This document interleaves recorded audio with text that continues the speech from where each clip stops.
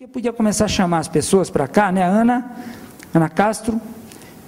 Qual é a... Helena, tem uma ordem aqui das pessoas para sentar? Não? Bom, então vocês escolham aí. A doutora Carla, Maurício, doutor Paulo, por favor.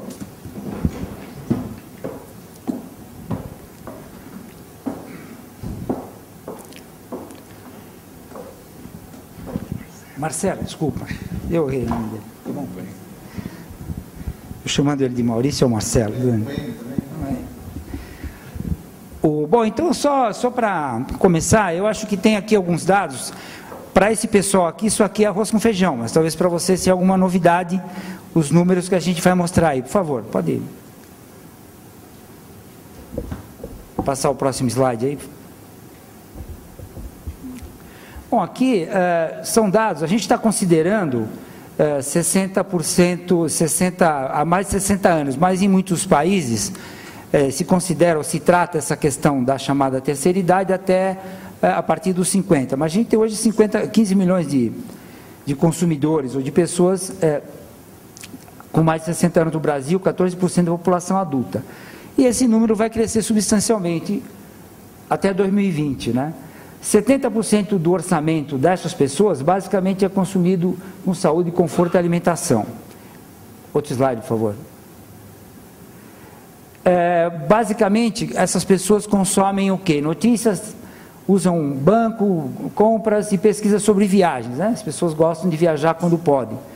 E a conexão deles, as pessoas que utilizam a internet, tem lá uma dedicação de 4 horas e 11 minutos, apenas 40 minutos a menos do que a média dos jovens brasileiros que se conectam. Representam hoje pouco ainda, né, 7% dos acessos à internet, e essa inclusão ainda é restrita às classes mais privilegiadas. Por favor. Bom, o que a gente vê? Que através da tecnologia, a gente percebe, né, a internet, quer dizer, a conexão, essa possibilidade de se relacionar através desse meio, minimizar aspectos psicossociais negativos que são comuns na velhice. Então, a internet ela é um instrumento que pode, de alguma maneira, colaborar com isso, né? No sentido de diminuir o isolamento social, diminuir a solidão, porque as pessoas têm muito mais facilidade para se comunicar. A questão da depressão, né, é um processo que a depressão é um problema que atinge um número significativo de brasileiros hoje de todas as faixas etárias, mas especificamente na terceira idade, esse processo acaba se acentuando por várias razões, inclusive a questão da solidão, do isolamento, o afastamento dos filhos, essa coisa das próprias doenças que a idade acaba trazendo para a pessoa, né? E outra coisa importante é auxiliar a prevenção desse envelhecimento cerebral, né, mantendo o cérebro cognitivamente ativo e dinâmico. É aqui que os jogos podem dar uma contribuição assim bastante significativa, né, dentro desse processo. Bom, hoje, quais são os grandes complicadores, né, que você tem para ampliar o acesso à terceira idade? Um deles é o custo, né? Ainda no Brasil, né, infelizmente, o custo do acesso, o custo da possibilidade dessas pessoas que têm uma renda, principalmente das classes mais baixas, que têm aposentadorias, que são valores assim bastante modestos, né? E a maioria, ou boa parte desse recurso, como vocês viram lá, muitas vezes é gasto com remédio. Então sobra muito pouco para outro tipo de utilidade. Mas o custo, né? Esse desafio de baixar o custo é um desafio que, na verdade, a gente teria que brigar, né, para que pudesse possibilitar a que mais pessoas dessa faixa etária possam acessar a internet. A complexidade, como eu disse, tem problemas de várias ordens, mas a complexidade do acesso à informação e da falta de um respeito à questão de ergonomia, de usabilidade, acaba também dificultando bastante. E a falta de interesse, né? Porque nessa faixa etária, se você não tem algum tipo de estímulo, você acaba, de alguma maneira, simplificando a sua vida, como se fosse uma preparação para morrer, né? Então, as pessoas acabam, muitas vezes, não tendo muito esse estímulo, porque ou a família não está interessada, principalmente se a pessoa é doente, né? As famílias são, na verdade, um outro... A doutora Carla está falando aqui agora há pouco, né? Que, eventualmente, precisa se desenvolver alguma coisa, que pode ser até um jogo, para as pessoas que têm que cuidar dos doentes da sua família, dos idosos da sua família, porque as famílias, normalmente, não estão preparadas para isso. E, no Brasil, os idosos vivem muito ainda... com as suas próprias famílias, né? São elas mesmas que cuidam, e cuidam muitas vezes de um jeito, vamos dizer, negligente, né? Para dizer uma palavra talvez um pouco forte, mas enfim, pode ser mais um aí. Então, a ideia do que a gente está propondo aqui, de iniciar esse debate, né? E por conta desse projeto que a gente está lançando, é isso aí, é dar relevância ao tema em todas as mídias, né, em especial inserir o idoso no processo de inclusão digital, para que ele possa explorar, incorporar no seu cotidiano outras formas de entretenimento e lazer. Então, esse vamos dizer assim, é o mote do nosso objetivo, né, por favor.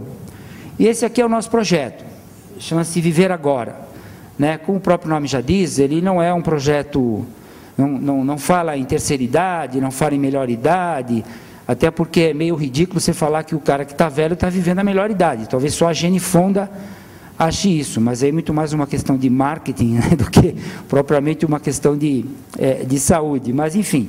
Mas o fato é que muita gente mais velho vive bem, vive com saúde, né, tem vontade de fazer as coisas, né, graças a isso e alguns desenvolvimentos da ciência, fazem o sexo de uma maneira... regular, o que é uma coisa nova nos últimos anos. Então, assim, a gente partiu da premissa de que viver agora vamos dizer assim, uma frase que pode ser capaz de resumir o que a gente acha importante, quer dizer, viver um dia de cada vez e você trabalhar para fazer com que esse dia valha a pena. Então, o projeto basicamente é isso, é uma plataforma de serviços e informações destinada exclusivamente à terceira idade, que vai ter um site, vai ter uma revista, né? É um público que ainda lê muito, né? A ideia é de ter aplicativos, né? Tem um programa de TV e tem jogos, né? Que é basicamente o capítulo que a gente está começando a discutir aqui, porque eu acho que é muito importante o nosso projeto, principalmente, nascer com alguns diferenciais, por isso nos interessa iniciar esse debate, por isso nós convidamos o Marcelo para participar do grupo, e vocês também, agradeço a participação de vocês para a gente poder iniciar esse debate, enfim, no sentido de a gente pensar e discutir formas e formatos e possibilidades de oferecer esse conteúdo mais gostoso, mais interativo para esse público, né? E um programa de rádio. Então, é isso aí. Aqui, os diferenciais do projeto, as soluções e conteúdos desenvolvidos com foco direto no público-alvo.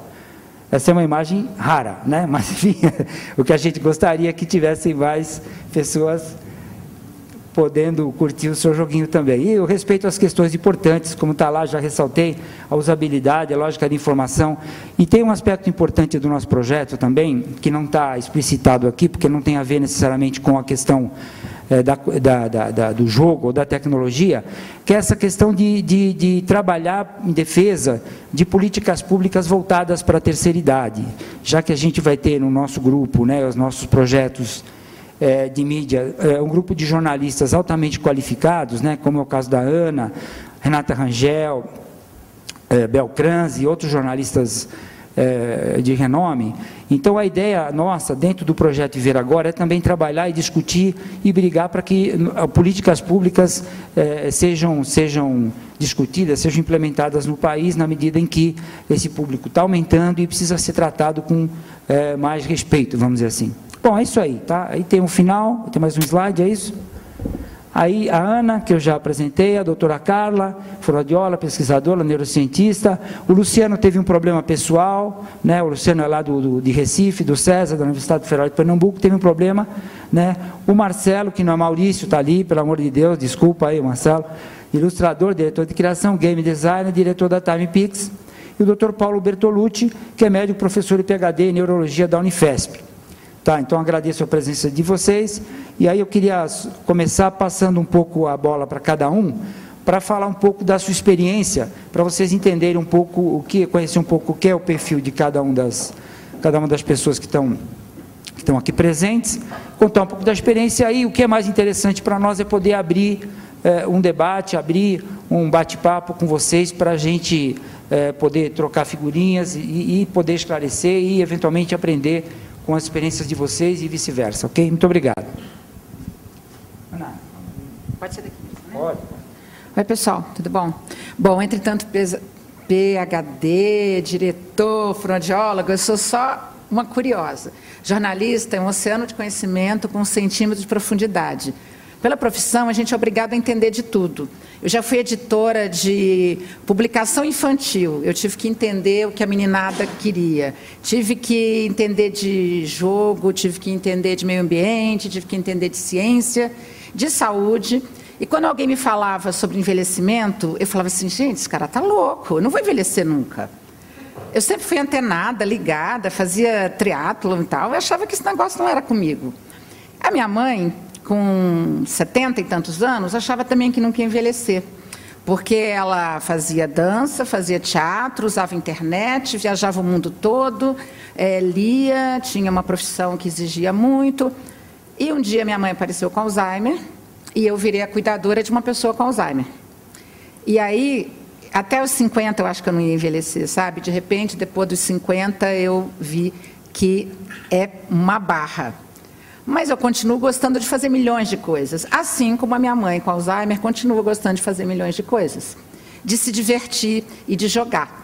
Jogar, gente, é uma das coisas mais bacanas da vida. Não só os games que vocês conheceram, mas a gente teve, né, pessoas mais velhas tiveram outros jogos. E o lúdico, a descoberta, o vencer, o perder, o aprender de novo, isso é uma das coisas mais bacanas da vida. Então, a gente, quando se descobre com um paciente, ou com um familiar, com um avô, com a mãe, com a tia com Alzheimer, ou com qualquer outra doença, ou com envelhecimento sadio, a gente fica pensando, nós temos direito a mais tempo de vida, mas para quê?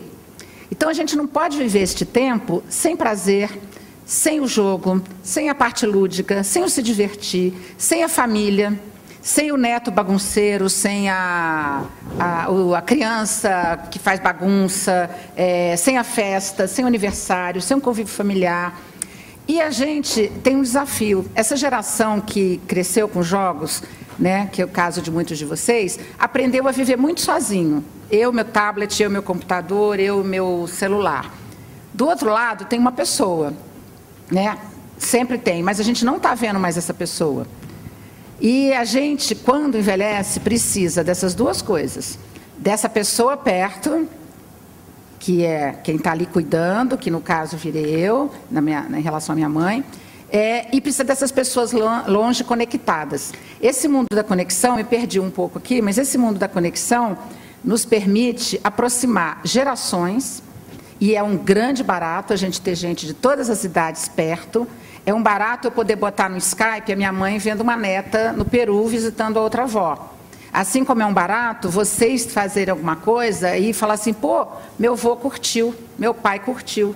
O curtir, que a gente hoje faz parte da vida de quem está nas redes sociais, é uma coisa possível no envelhecimento. E é o que faz sentido a gente envelhecer, pelo menos para mim. Então, assim, o desafio, quando o Ricardo falou de games, eu falei, mas eu não entendo nada de games.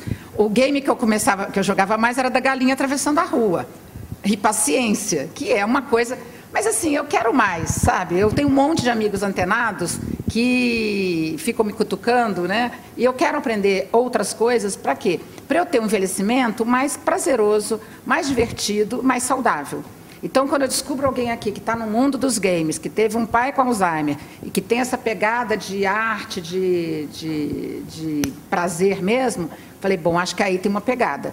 Não só para o envelhecimento, mas para quem está do lado de quem envelhece. Seja os jovens, como a maioria aí, tá bom? Obrigado, Ana. Acho que já dá para apagar essa luz aí, né? Parece que a gente está sendo interrogado, né? Melhor apagar, nós já confessamos tudo aqui.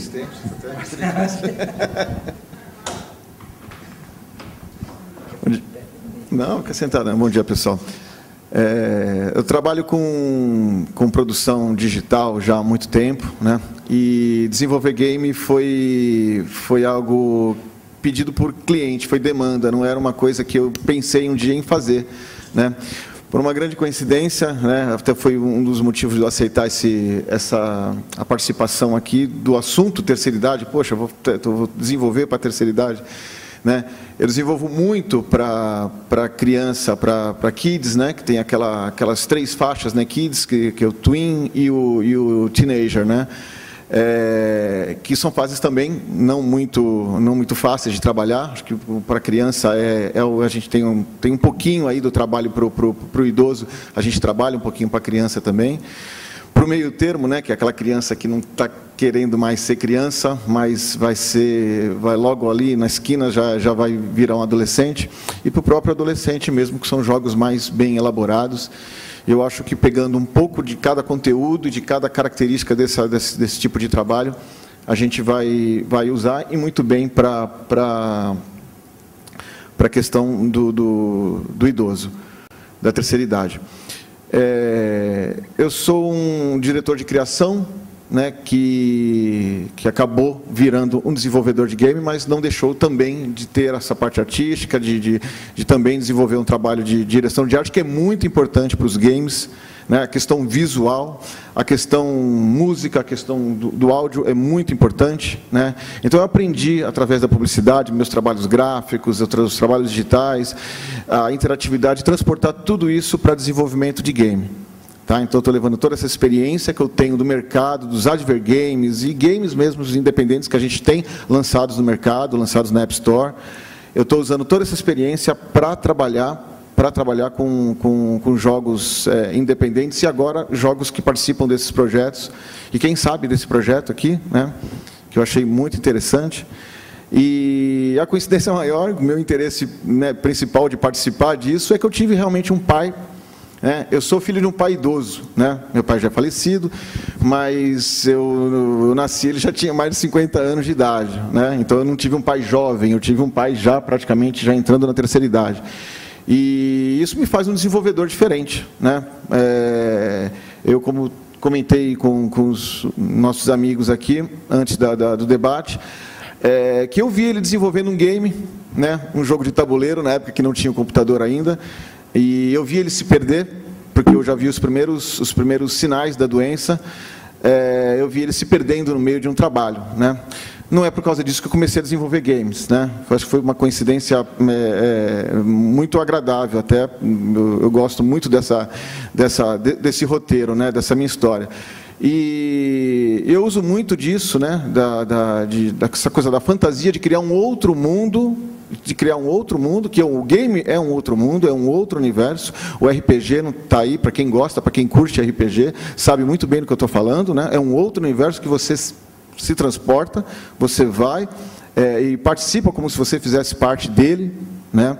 Você se sente, inclusive, com missões, você é um herói ou não, você é combatido, você você enfrenta, você vence, ou seja, é algo muito complexo, e eu vi um pouquinho isso no meu pai, de tentar fazer algo realmente numa idade mais avançada, e o problema, né, derrubando, né, todo esse desenvolvimento que ele tentou, né, mas eu consegui absorver muita coisa dali. Então, eu acho muito interessante eu tentar trabalhar. É complexo demais, né? Tentar transportar toda essa minha experiência, com mais essa experiência de vida, realmente, que é um assunto que a gente vai abordar aqui, principalmente com os especialistas, né? Que eu não sou um especialista desse nível, sou realmente só um desenvolvedor de game, né? Um roteirista de game. E eu vou querer agora descobrir um pouquinho o que estava acontecendo com meu pai, né? Eu acho bem interessante, acho que eu tenho essa oportunidade, e vocês também absorver um pouco dessa experiência. Meu nome é Carla, eu sou especialista em neuropsicologia, sou fonoaudióloga com primeira formação e sempre me preocupei muito com comunicação. Fui atrás da neuropsicologia porque eu logo vi que para reabilitar um paciente, ou para ele ter uma boa comunicação e para ele ter inclusão como um todo, seria necessário que ele desenvolvesse áreas cognitivas importantes para o dia a dia dele, para a funcionalidade e tudo. E eu fui trabalhar no Unifesp, voltei, porque fui lá que me formei, E fui para a área de neurologia comportamental com o Dr. Paulo, comecei a estudar a doença de Alzheimer, e faz um tempinho que eu conheço idosos normais, de todas as faixas etárias, né? Porque a gente sempre fala idoso como um perfil único, mas o idoso, como as crianças também, eles têm os teens, como é que você falou? As três falas. Então, nós vamos ter que descobrir também essas 3 ou mais caras, né, dos idosos, porque não é uma cara só. E nessa pegada de prevenção, trabalhando no consultório também com reabilitação, eu comecei a me interessar por como prevenir a doença de Alzheimer. O que eu podia fazer para inibir essa conversão de alguns pacientes na doença de Alzheimer. E, conhecendo os idosos normais, também eu vi que tinha uma carência enorme com esse tempo que eles têm útil, né? Mas pouco aproveitado, porque não tem, como é que se diz, no dia a dia não tem coisas para eles fazerem, o governo não oferece, e também a família não tem condições de oferecer tantas coisas assim para entretenimento ou para estimulação. Então, conversando com o Dr. Paulo, no nosso ambulatório, a gente teve a ideia de fazer uma estimulação que visaria também a inclusão digital, mas que essa inclusão digital se transportaria para o dia a dia e melhorasse a funcionalidade ou a quebra de funcionalidade que esses idosos têm, né, em todas as áreas da cognição possível, né? Então é isso, eu estou fazendo o caminho inverso de vocês, né, que é também aprender uma linguagem que eu pouco conheço, que é a linguagem dos games, né? Mas como eu sou comunicadora, eu acho que a gente vai conseguir, né? Bom dia. Foi falado aqui sobre o efeito da chuva. Vocês estão vendo um efeito aqui. É facílimo, basta você ter uma agenda de capa vermelha e correr 2 quadras na chuva. Mas o truque é bem junto e friccionando, para garantir maior evasão de tinta. Eu acho que sobre eu ouvi aqui sobre envelhecimento. Meus avós maternos morreram próximos dos 100 anos, com 99 os dois, né? E eu fui criado numa fazenda, e ali não tinha muito assim, isso é coisa do velho, não tinha muito essa separação, o que o velho pode e não pode fazer, e assim por diante. Para as crianças tinha umas expectativas, mas depois melhorava com você crescendo. E aí eu voltei a me interessar de novo por idosos, mas aí por uma outra razão. Quando eu acabei a residência em neurologia e vi que não dá, quer dizer, dá, mas numa cidade como São Paulo provavelmente não é muito possível. Você ser um neurologista em todas as áreas. Sendo uma metrópole de serviços, você acaba entrando na subespecialidade, o que eu acho não é um privilégio da medicina ou uma sina da medicina. Eu tenho a impressão que, por exemplo, para os games, eventualmente você vai ver pessoas especializadas, como aliás você estava falando agora, né? De um segmento aí da criança até a adolescência. E aí eu comecei a me interessar por neurologia do comportamento e por uma outra razão, entrar na doença de Alzheimer. A uma certa altura me ocorreu uma coisa: por que alguns idosos são tão bem-sucedidos? Porque eles podem, que nem meus avós, chegar perto de um século de vida, 0 bala. O que é que eles fazem? Qual é a coisa certa? Não é possível que seja só a genética. A genética é importante, mas tem outra coisa. E aí de começar a ver como é possível você fazer com que o idoso chegue lá, com que ele consiga o que você pode conseguir da vida. Eu vou fazer uma revelação fabulosa para vocês. Todos vamos morrer. Isso vai acontecer, eu garanto. Porém, para o ser humano, a expectativa é que você viva entre 100 e 120 anos. Essa é a nossa expectativa biológica. Se você chegou até os 100 anos, bem, você tirou da vida o que ela podia te dar. E é em cima disso que nós começamos a nos interessar em trabalhar. E uma das coisas que acontece, principalmente nas metrópoles, né, é você ver a transformação para o idoso. Muitos idosos vivem com a família. mas o que você vê crescentemente é o idoso que ficou viúvo. Aí o filho, em geral a filha, fala: mamãe, você vai mudar para minha casa. E a mamãe fala: de jeito nenhum, eu não vou. Eu tenho a minha casa e vou continuar aqui. O que eu quero dizer é que o idoso, ele adquiriu uma noção de independência, de que não é por ter 70, 80 ou qualquer coisa assim, que ele é obrigado a ser administrado por uma outra pessoa. Agora, para manter as pessoas assim, você precisa fazer tudo o que for possível. Eu queria abrir um parêntese curto aqui, só para uma coisa que você falou, Ana. Se sua mãe não tivesse todas essas atividades, eu te garanto, a doença dela teria começado mais cedo. Ela fez a coisa certa. Todinha. É assim que funciona. Agora, sobre os games e o envelhecimento, eu acho que tem duas coisas diferentes. Uma é o game como uma atividade lúdica, né? E o game como uma das ferramentas para que a pessoa chegue lá na frente bem. Não é a mesma coisa, provavelmente. Eu também não entendo nada de games, hein? Queria deixar claro. Eu consigo jogar bem aquela paciência, olhe lá, no computador. Mas você deve ir além disso, eu fico nisso, e só. Mas eu vejo como isso pode ser interessante. Então, eu acho que tem essas duas vertentes. O game como uma atividade lúdica, que todo mundo precisa, independente de qual seja a idade, e o game especificamente pensando em uma forma de prevenção para alterações cognitivas na pessoa idosa. Eu acho que é em cima disso que poderia se falar. Então, tem um aspecto que eu acho que é importante a gente lembrar quando fala dessa coisa da chamada terceira idade, né? Como ele disse, quer dizer, a expectativa de vida está aumentando. Eu li recentemente que profissionais com mais de 50 anos hoje estão voltando a ser chamados para o mercado de trabalho. Acho que dentro da faixa, dessa faixa etária, o percentual de contratação é muito mais positivo que nas outras, porque a experiência, né, voltou a valer alguma coisa, porque recentemente o fato de você ser mais velho, ser mais experiente, passou a ser um problema, né? Então você passava a ser aposentado por um contexto, né, não mais pela sua incapacidade eventual de fazer isso ou aquilo.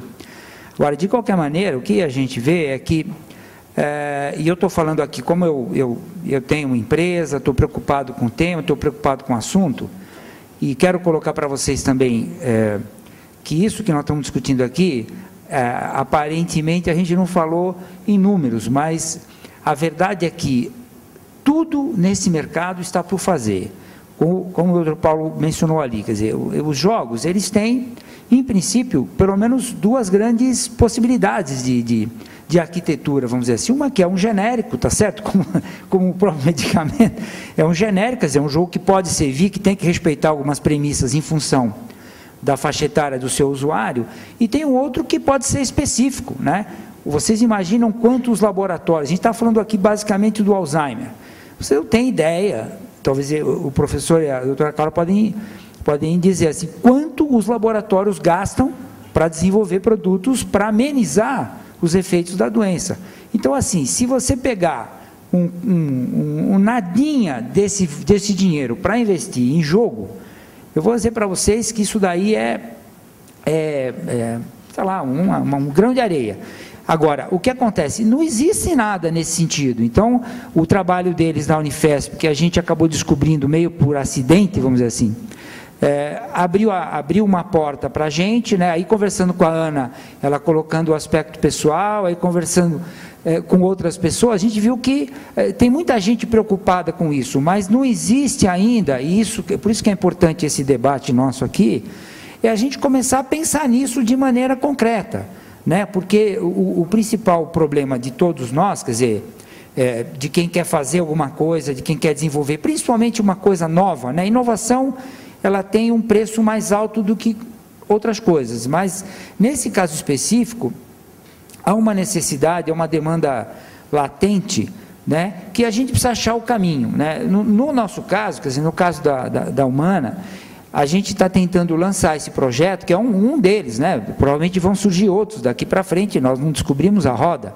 a gente simplesmente resolveu largar na frente e juntar, vamos dizer assim, o nosso network e começar a debater, e a oportunidade de estar aqui debatendo com vocês é importante nesse sentido, porque nós precisamos aprender, né, a como fazer jogo, como desenvolver esse conteúdo que é tão bacana, que é tão lúdico, né, e que está causando tanto estrago aí na comunicação convencional, quer dizer, a educação no Brasil ainda não acordou para isso, né, para esse modelo que precisa mudar, não é mais aquele livro tradicional, tem que achar outros caminhos para isso. E no caso desse público, que é praticamente desatendido da mídia em geral, existe um potencial enorme, quer dizer, eles vão se incluindo cada vez mais na internet, né? Existem problemas específicos que hoje, com recursos técnicos mais avançados, você consegue detectar os estágios da doença em fases precoces, né, doutor? E alguma coisa que podendo ser desenvolvida no sentido de atenuar esse processo, eu acho que é bastante útil, entendeu? Então, acho que a ideia dessa nossa conversa é um pouco essa. Eu não sei se alguém quer acrescentar alguma coisa, ou a gente pode abrir para perguntas. Alguém quer acrescentar alguma coisa? Não? Não? Não? Se quiserem fazer alguma pergunta, a turminha aqui está à disposição para a gente... Acho que não tem um microfone aí, né? Tem? Aqui, ó. Tem ali? Ah, tem ali, ó.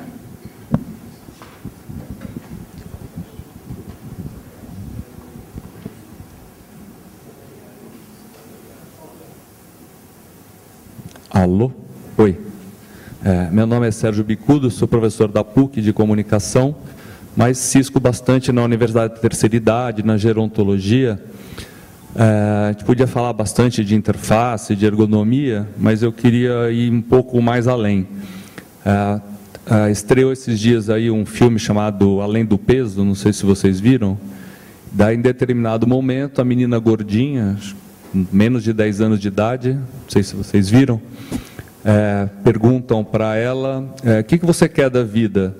Daí ela sofrendo bullying, gordinha, desprezada, sentido. Então, acho que essa é uma busca primordial do idoso, para a gente não pensar simplesmente no paliativo, no lúdico, né? E o game ele pode ser encarado também como uma formação de sentido. Então, a gente tem um déficit hoje em dia de mão de obra qualificada, porque a gente não tem uma educação que não atende. Então, tem muita profissão aí da economia criativa que não consegue ser atendida. O idoso tem esse tempo livre, tem uma experiência de vida, e eu acho que tem a palavra da inclusão, emancipação, eu gosto mais do empoderamento. Acho que o empoderamento do idoso, nesse sentido dessa nova economia, esse negócio de empregar esse pessoal de 50 anos, mais experiente, acho que seria o grande caminho, né? E pensar um pouco que o game não é só a paciência, né? O game é um grande instrumento de treinamento e de formação para esse novo momento, né? Eu nem gosto muito dessa classificação cronológica, porque acho que a gente tem que trabalhar com, sei lá, graus de potencial. Então, as pessoas podem ter déficit sensor, déficit motor, déficit cognitivo, e independente da idade, né? Então, a gente tem um universo aí grande de deficientes motores que se aproximam em determinado momento do idoso. A criança tem um déficit cognitivo que em determinados momentos se aproxima. A gente vê muito o netinho com avô, né, em determinado momento. Estão muito próximos, né, cognitivamente. Então, eu vejo o principal aí da relação do idoso, um pouco que o Muti falou do psicológico, um déficit emocional, né? Então, acho que esse resgate é que é fundamental para alavancar todos os outros. Então, falei um monte de coisa e só confundi todo mundo. Fazer só um comentário, que ele falou do déficit motor, né? Não é só o intelectual, tem o déficit motor também, importante nos games. Exatamente. Tem os sensores que está no mercado, da Microsoft, o Kinect, que todo mundo sabe que ele captura os movimentos, né? E você consegue interagir com aquele idoso que não tem absolutamente nenhum problema ainda, né? Ou de repente até com os 90 e não vai ter nenhum problema, então está extremamente lúcido, mas ele está com algum déficit já motor, já tem um movimento já não tão o que ele gostaria, né? Assim, ele está com a cabeça tão boa ainda, mas ele não tem os movimentos que gostaria. Mas isso o mercado não explora. É óbvio, ninguém vai colocar lá na prateleira de uma livraria ou de uma loja de entretenimento, de jogos, e vai colocar lá um jogo, que é uma pena, mas o mercado é tão pequeno, né?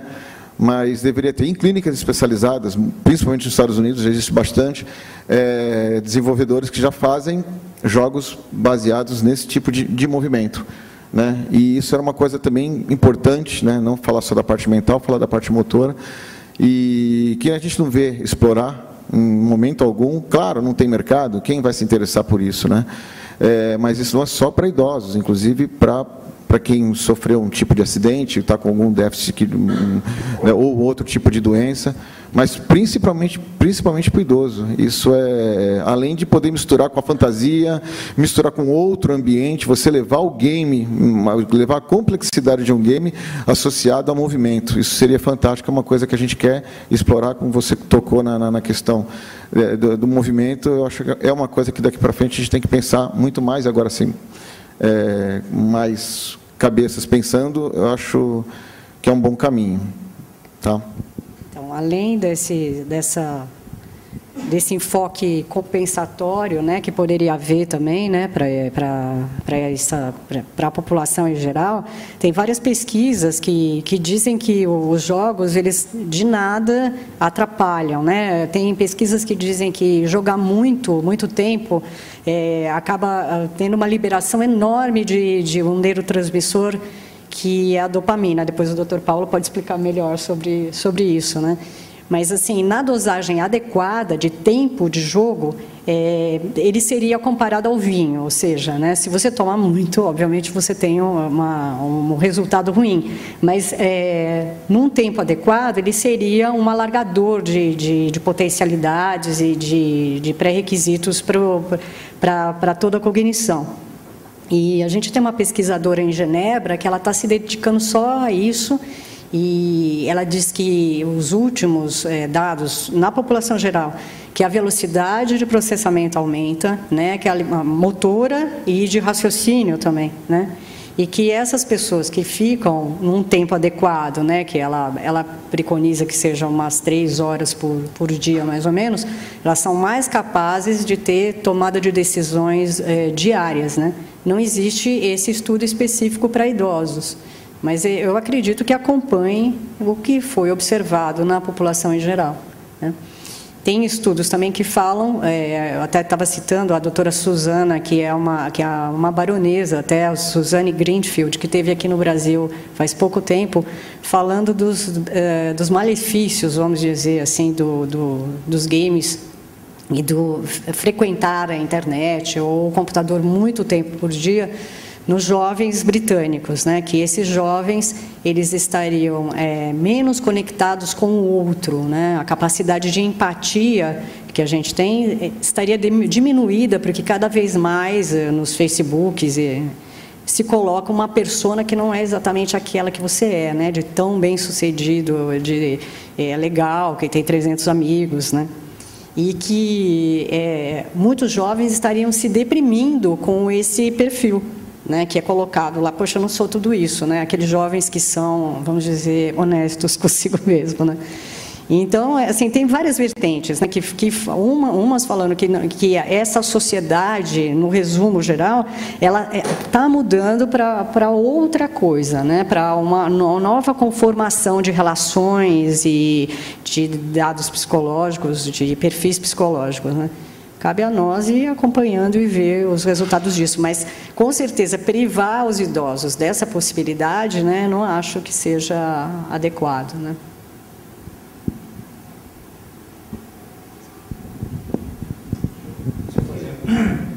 Comentário aqui, só um minutinho. Eu tive acesso a uma pesquisa também, acho que foi ano passado, se não me engano, é de uma professora americana, a respeito dessa coisa de jogo, né? Quer dizer, se o jogo faz bem, se o jogo faz mal, isso aí é uma polêmica que é meio infindável, né? O quanto faz. Na verdade, assim, especificamente em São Paulo, não tem nada que deprime mais a gente do que ver um monte de gente sendo morta aí de todo lado. Então, isso daí, com certeza, afeta muito mais qualquer um do que se o jogo é assim ou assado. Mas ela nessa pesquisa, eu me lembro o seguinte, que ela dizia uma coisa interessante, que não foi feita para esse target da terceira idade, foi feita entre os jovens. Mas mostrou o seguinte, que no jogo, muitas vezes, você consegue identificar habilidades no usuário que na vida real, muitas vezes, ele não tem coragem. Então, ele, por exemplo, ele consegue tomar decisões mais acertadas, seja para atacar o vilão, para invadir um determinado território, ou para tomar uma decisão A ou B, que no jogo ele tem uma ousadia e uma assertividade que na vida real muitas vezes ele não tem. Então, ela acha que se for pensado dentro do conceito, por exemplo, do Serious Games, né, você poder trabalhar esse aspecto e despertar no jogador, seja ele de qualquer idade, não precisa ser o jovem ou não, mas que ele pode tomar decisão, ele pode correr risco. E muitas vezes essa habilidade dele foi embotada por qualquer motivo. Pode ser um problema de infância, pode ser um problema psicológico, e se o jogo for pensado, quer dizer, a arquitetura dele for pensada de maneira inteligente, eu diria até com suporte científico, eu acho que a gente pode chegar assim, a algumas experiências bastante assim, surpreendentes, no mínimo, né? Você queria falar? Obrigado. Meu nome é Osmar Santos Ferreira, eu sou gerente de banco aposentado. Eu estou vendo que a plateia aqui, acho que terceira idade sou eu. Eu também, né? Eu estou com 70. Eu estou com 60. 70? Eu sou de novembro. Agora, recente. Mas, enfim, eu estou procurando, eu tomei conhecimento, a minha experiência de vida, administração de empresa, fiz pós-graduação na GV na década de 80, lá eu tomei conhecimento do games, né? Um jogo interessantíssimo, né? E agora eu estou na área de capacitação, e eu vejo que essa parte de games é muito interessante para a gente multiplicar conceitos, enfim, capacitar as pessoas, porque eu não sei como é que vai ser Copa e coisa e tal aqui no Brasil, está todo mundo descapacitado, vamos dizer assim, não está preparado, né? E os que aparecem que são preparados são num grande, né? Estão preparando o país para a grande roubalheira, enfim. E eu vejo esse negócio de game, quando alguém fala pro lúdico, coisa e tal, esse negócio de velho que tem que jogar dominó, pô, isso me irrita profundamente, entendeu? E a gente vê que tem instrumentos maravilhosos numa cidade como São Paulo, por exemplo, um evento desse. Eu tomei conhecimento desse evento ontem por volta de 10h30, 11 horas da noite. Estava ouvindo a Jovem Pan e alguém teve uma entrevista, aí eu me inscrevi e vim aqui, tá? Então eu estou procurando games, para quê? Para multiplicar, porque eu sou professor do Sebrae, na área de finanças, e a gente tem que virar do avesso esse país. E vai ser através dessa competência desse jovem aí, não tem outro jeito, né? Por exemplo, ensinar o Brasil a jogar futebol, porque hoje acabou, é brincadeira, né, pô? Tem só patifaria, né? Então, é capacitação. Então, o meu objetivo é apenas descobrir instrumentos para a gente colocar o potencial que a gente aprendeu nesses, né, 40 anos aí de experiência, para ensinar pô, esse negócio aí, porque senão, meu amigo, vai ser um desastre, né? Vai ser um desastre. Esse país tá no fio da navalha. O negócio é muito sério. E eu acho que tem muita opção de trabalho. Tem os instrumentos, né? Tem os instrumentos para a gente atualizar. Eu me meto em cada um, eu tenho sei lá se é computador, é um celular aqui que é Android, não sei o que, eu não sei mexer não, mas eu sei que existe. Uma hora eu chego lá, tá certo? Então eu queria parabenizá-los por a luz no fim do túnel aí, que existe coisas, existe gente profissional, existe, enfim, existe tudo. Só um detalhe, voltando lá na década de 80, na GV, a gente jogava um joguinho lá de fábrica de sabão em pó, tomava as decisões e depois ia ser processado no computador da USP. E só no dia seguinte é que vinha a resposta. Quer dizer, Bill Gates, né, começou jogando o jogo da velha, não é? Que era processado e o resultado era no dia seguinte. Não é? Então, não sei. eu acho que a gente tem um potencial muito grande aí de crescimento, mas precisa acelerar. Não é? Obrigado.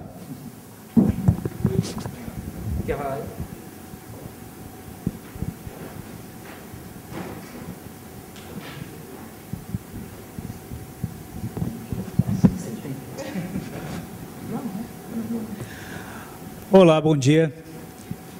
Eu sou Ricardo Chagas, consultor educacional há mais de 10 anos. A gente tem um projeto chamado Caixa de Ferramentas e é prova de que videogame e hora de folga é muito mais sério do que se imagina.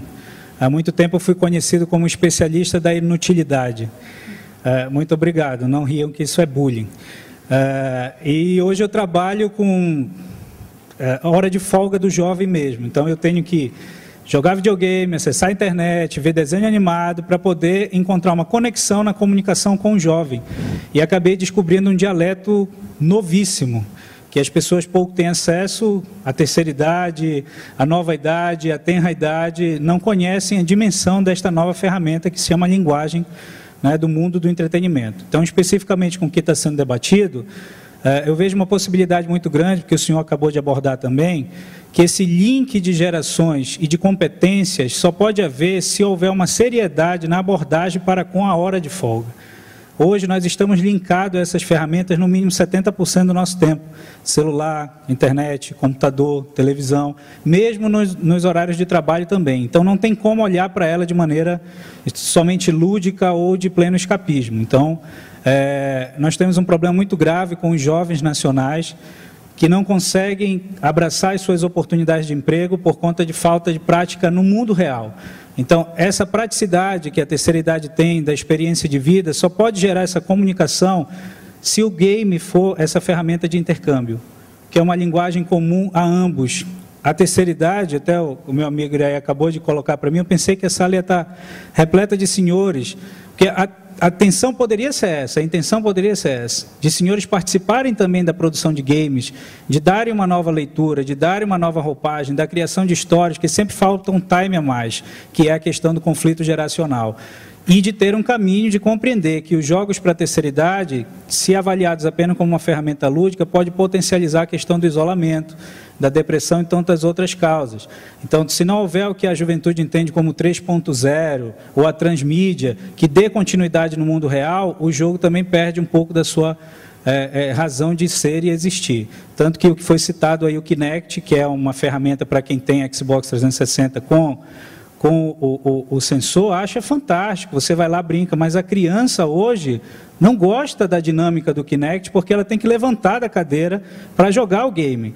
Então, é algo muito triste você reunir 5, 6, 7 crianças em várias escolas do Brasil, por onde nós já andamos, e eles preferirem jogos com controle, que são amplamente estáticos, que é uma causa, né? Não é uma causa e, ao mesmo tempo, um efeito do que nós vamos ter que lidar daqui para frente, enquanto vemos senhores que estão muito interessados em estar mexendo com Android. Mas, para isso, precisa antes trabalhar a questão da paciência, que o jovem e a criança não têm muita paciência de ensinar o mais novo, muito menos o mais velho, a como utilizar as ferramentas. Então, é uma discussão que está só no início, ela é embrionária, mas ela se torna urgente. Então, ao mesmo tempo que ela é inicial, ela é urgente. E esses mecanismos, essa multiplicidade de ações com o protagonismo jovem e a experiência da terceira idade é que vai dar a ferramenta final de alcance a todos nós. Eliana, estamos no horário, Eliana? Tem... Tá bom. Eu vi essa pesquisadora suíça aí, da Genebra. É fantástico. E eu queria perguntar sobre isso, que ao mesmo tempo que ela revela o superávit cognitivo de passar 2 horas jogando um jogo de guerra, porque você eleva percepções como reflexo, os tons de cinza e tudo aquilo, tem outra questão, né, mais relacionada, no caso de comunicação, ao déficit cognitivo das pessoas que fazem multitarefa na internet. Então, fazer pesquisa, assistir vídeo, conversar no chat. E isso é outra experiência. Então, no caso da Humana, que tem essa ideia desse projeto, né, com várias ferramentas midiáticas de comunicação, eu queria saber, no Brasil, na universidade ou em qualquer instituição científica, se existe alguma coisa estudando sobre isso, porque isso é um diagnóstico, né, recente no Brasil. Tem déficit de atenção, é isso que você está falando? Você está perguntando sobre o déficit de atenção que ela coloca aqui. Na verdade, ela coloca que os pacientes, pelo que eu entendi, né, quando eu vi o vídeo, é que o treino do vídeo faz os usuários desenvolverem a atenção dividida, né? Então, a gente tem uma atenção concentrada e uma atenção dividida. Durante o dia a dia, quando você sai, você tem atenção dividida. Isso, com o decorrer da idade, vai ficando mais complicado de você fazer, tanto na parte auditiva como visual. Por isso que, às vezes, e também porque a velocidade cai, né? Então, isso vai determinando o quanto o seu foco atencional e o seu desempenho, porque se tem uma atenção dividida, obviamente, se você não tem capacidade para se concentrar, você vai em um e outro e fazer o switching, você vai cair o desempenho. Então, o que ela fala é que existem dados falando que as pessoas melhoraram nessa atenção dividida, né? E, ao contrário do que se falava antes, que isso poderia piorar o desempenho dos usuários, né? Foi isso que eu entendi que ela falou. Não sei se você teve te levou a pensar outra coisa. Não, é exatamente isso na experiência em jogar videogame. Se eu passo 2 horas jogando um jogo de guerra, eu tenho esse resultado. É que ela apontou uma segunda experiência no caso de multitasking, né, quando eu estou usando a internet. Então, é diferente a experiência, sabe? Isso, assim, até para os jovens. O cara assiste um vídeo e conversa no chat, pesquisa no Google, tudo ao mesmo tempo. Essa experiência é diferente de jogar videogame, porque você está concentrado numa atividade só. Quando você faz isso, você tem um déficit cognitivo. Então, mas não é um déficit cognitivo não que você tem. É o que eu entendi que ela colocou, que mesmo fazendo isso, a tua tomada de decisão é mais correta, porque no final ela chega a essa conclusão, que essas pessoas que fazem esses multiple tasks, múltiplas tarefas, elas são mais assertivas na tomada de decisão. Foi isso que eu entendi que ela concluiu no final, entendeu? O que eu e você achou diferente? Não, eu tinha entendido isso sobre a parte de jogar videogame. Não, é que assim, as habilidades cognitivas são as mesmas, entendeu? O videogame também tem a mesma. Você está entendendo que você está apertando um botão, mas você está com um multiple task na frente. Você está com várias tarefas. Você tem que antever o que vai acontecer e ter uma velocidade de reação tanto visual quanto auditiva, da mesmo jeito do dia a dia, né? Entendi. E talvez uma velocidade maior, né? E você está mais concentrado ali, talvez seja até mais fácil do que um dia a dia numa cidade como São Paulo. Né? Então, o que ela fala é que a tomada de decisão aumentou nas 2 tarefas, foi o que eu entendi, posso estar enganado. Não, obrigado. Na verdade, você não tem realmente atenção dividida, você tem atenção rapidamente alternada. Você não pode prestar atenção em 2 coisas ao mesmo tempo. Isso não existe. O que você faz é rapidamente fazer um switching, né? Uma mudança de uma para outra. O que acontece com múltiplas tarefas, desde que seja feita a coisa certa, é que você aumenta a velocidade de processamento. Então, rapidamente você aprende o essencial aqui, faz o switching para cá, e faz isso, e se você fizer isso com eficiência, a sua capacidade de decisão melhora. Isso é legal. Sempre você tem que ter uma restrição, digamos assim, ética. Ficar o tempo todo assim é legal? Que eu acho que é o que estava sendo falado. Não, não é legal. Que é o que a doutora Greenfield falou. Ela está falando de gente que não tem mais cognição social. Cognição social aqui significando a sua possibilidade de interagir com outros seres da mesma espécie. É isso que vai acontecer eventualmente. Pegou? Entendi. Obrigado.